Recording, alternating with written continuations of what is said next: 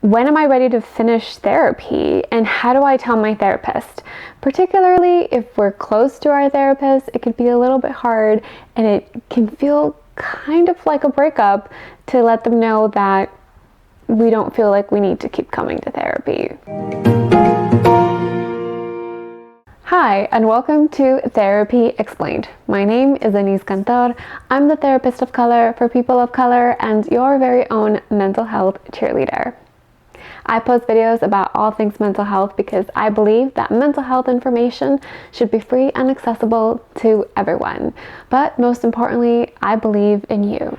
I believe that everybody has the capacity to learn how to manage their own mental health with the right support. So if you agree and are a big fan of learning how to manage your own mental health, make sure to subscribe to this channel so that you don't miss a video, and give this video a thumbs up.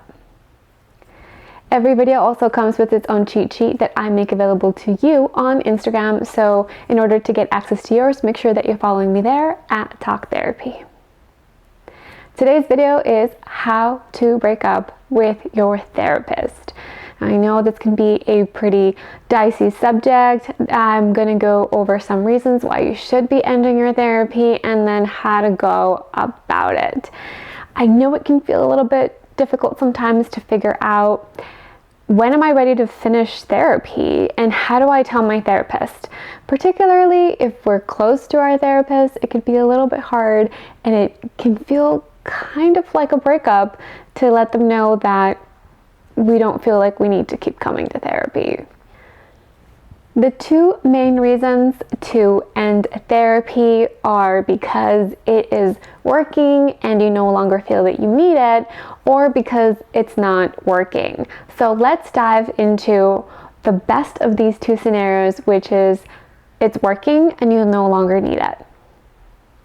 If you feel like your therapy is working, this means that you no longer have a running list of things that you want to share with your therapist throughout the week. If you notice, when you're in therapy, you'll probably say, okay, I'm going to make a mental note of this to talk to my therapist about it when I see them. If you no longer have this running list, it's a good sign that you might be ready to end therapy. But it also is a good sign if you feel like you're able to manage whatever does come up. Remember that the point of therapy is not that you'll never ever feel any uncomfortable emotion again, but that you are more capable of managing it and don't feel overwhelmed by it. So if this is the case, this is another good signal that you might be ready to end therapy. Another way to notice that you might not need it anymore is when you're coming to therapy and you have nothing to say, because everything went smoothly. If you notice that you're reporting to your therapist, my anxiety or my depression is going down, my stress is going down, this week was pretty easy, pretty light, I was able to manage what happened this week for me, and you're excited to be able to share with your therapist everything that went well, then this is a good sign that you're ready to end therapy. You probably don't have anything that you want to work on because you've accomplished your treatment goals. So what if all of the above applies to you? How do you break up with your therapist? In short, you let your therapist know. The best way to do this is just by reflecting to them that you feel like you're doing really well. My suggestion is always to try to ask your therapist to move you to every other week instead of every week. If you see your therapist every other week, this is a good way to test that anxiety that you might be having about saying goodbye to your therapist. You'll figure out if the anxiety is because you're not ready, or if you're just feeling a little bit sad about letting go and saying goodbye to your therapist. If you're able to see them every other week and you feel pretty stable and still really good to go, then this is a good time to tell your therapist, all right, we tried it every other week, I still feel really good, let's schedule a termination session. Now I know that this sounds like a really negative word, termination, but really it is just a goodbye session. What happens at a termination session is usually you say goodbye, you process, you review, and you are given any sort of referrals that you might need. I'll go deeper into a termination session in a later video, but in general, this is what it looks like. Now, every therapist has their own kind of process that they go through at a termination session, particularly if you're engaging in an EVP. And if you want to know what an EVP is, make sure to check out this video to learn more about it. But in general, that's usually what it looks like. You say goodbye, you process, you reflect, and you plan for after your session. So what if it just is not working? This is the least desired reason for you to leave therapy, but if it's not working, then you need to communicate that to your therapist. There are many reasons why it might not be working. It could be just not a good fit with the therapist. It might not be the type of therapy that you need.